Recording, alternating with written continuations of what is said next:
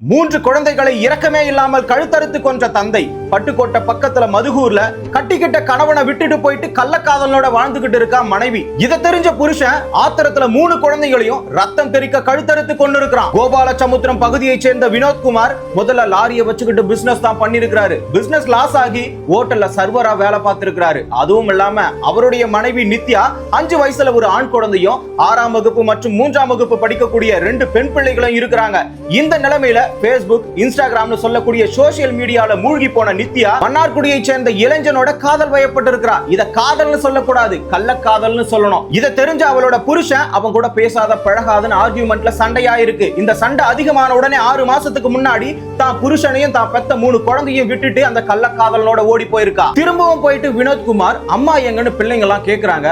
வா நாம 2 பேரும் திரும்ப வாழலாம்னு கூப்பிட்டு இருக்கிறாரு. ஆனா கொஞ்சம் கூட இரக்கம் இல்லாம நான் வரலன்னு சொல்லி இருக்கிறாங்க நித்யா. ஆத்திரத்துல சிக்கன் பக்கோடாவை வாங்கிட்டு வந்து தான் கையால 3 குழந்தைகளுக்கும் ஊட்டி விட்டுட்டு 2 பெண் குழந்தைகளை வெளியே விளையாட அனுப்பிட்டு அந்த 5 வயசு ஆண் குழந்தைய கொஞ்சம் கொலாவிக்கிட்டு தான் கிட்ட இருந்த கத்தியை எடுத்து கழுத்தறுத்து ரத்தம் தெறிக்க கொண்டு இருக்கான். அதை பார்த்து கத்தி கதறன 2 பெண் குழந்தைய அடுத்து கழுத்தறுத்து கொண்டு இருக்கான். கொஞ்சம் கூட மனசாட்சியே இல்லாம தீவிரவாதி கூட இப்படி எல்லாம் கழுத்தறுத்து கொண்டு இருக்க மாட்டான். அந்த 3 குழந்தைய அப்பா நமக்கு எதை செஞ்சாலும் நம்முடைய நல்லதுக்கு தான் செய்வாருன்னு எவ்வளவு நம்பி இருக்கும். ஒரு குழந்தைய அறுக்கும் போது இன்னொரு குழந்தை அதை பார்த்துட்டு அப்பா அப்பான்னு எவ்வளவு கதறி துடிச்சிருக்கும். இவன் சைக்கோ தான். ஒரு குழந்தைய அறுத்த குற்ற உணர்ச்சியில ரத்தத்தை பார்த்த பயத்துல ஐயோ என் குழந்தைய நான் கொன்னுட்டேன்னு சொல்லிட்டு அவனே தூக்கு போட்டு செத்து இருக்கணும். இவன் சரியான ஆம்பளையா இருந்தா காமவெறி பிடிச்சு இன்னொருத்தனோட ஓடி போன நித்யாவையும் ஒரு பொண்ணு கல்யாணம் பண்ணிக்கிட்டு ஒரு குடும்பத்தோட வாழ்றான்னு தெரிஞ்சு அவளோட பழகினானே அந்த நாயையும் கழுத்தறுத்து கொண்டு இருக்கணும். ஆனா அதை விட பெரிய தண்டனை என்ன தெரியுமா?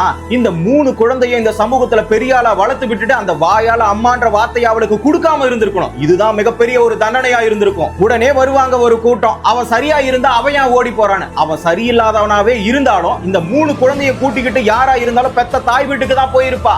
அப்படி இல்லையா கள்ளக்காதலனோட ஓடி போனாலும் தான் 3 குழந்தைய கூட்டிட்டு போயிருப்பா. இவ உடம்பு சுகத்துக்கு ஆசைப்பட்டு அவன் கூட படுக்கிறதுக்கு போனவ. அவ வரலனா என்ன, அம்மா செத்து போயிட்டாங்கன்னு வளர்த்திருக்கலாமே. கஷ்டம் தான். வேலைக்கு போயிட்டு கை குழந்தைய வளர்க்கறது முடியாத காரியம் தான். அதுக்காக கொல்லணுமா என்ன? அநாத ஆசிரமத்துல விட்டு இருக்கலாம். அப்படி இல்லையா 5 வருஷம் போனா அந்த 6ஆம் வகுப்பு படிக்கக்கூடிய பெண் குழந்தைய தாயாவும் தந்தையாவும் மாறி அந்த 2 குழந்தைய காப்பாத்தி இருப்பா. கள்ளக்காதல்னால இன்னும் எத்தனை குழந்தை உயிர் போக போகுதுன்னு தெரியல. பிரியாணி அபிராமி தான் கள்ளக்காதலனோட ஓடி போகணுன்றதுக்காக தான் பெத்த 2 குழந்தைய கொண்டு இருக்கா. இங்க புருஷங்காரன் பொண்டாட்டி கள்ளக்காதலனோட ஓடி போயிட்டான்னு சொல்லிட்டு தான் பெத்த 3 குழந்தைய கழுத்தறுத்து கொண்டு இருக்கான். இங்க ஒத்த குழந்தை இல்லாம இந்த சமூகத்துல 1000 அவமானங்களை கடந்து எந்த குழந்தையும் தான் குழந்தையா பாக்குற குழந்தைகளே இல்லாத தம்பதிகள்லாம் நிறைய இருக்கிறாங்க. அவங்க கிட்ட போயிட்டு கேளுங்க இந்த குழந்தைகளோட சிரிப்பும் மதிப்பும் என்னன்னு.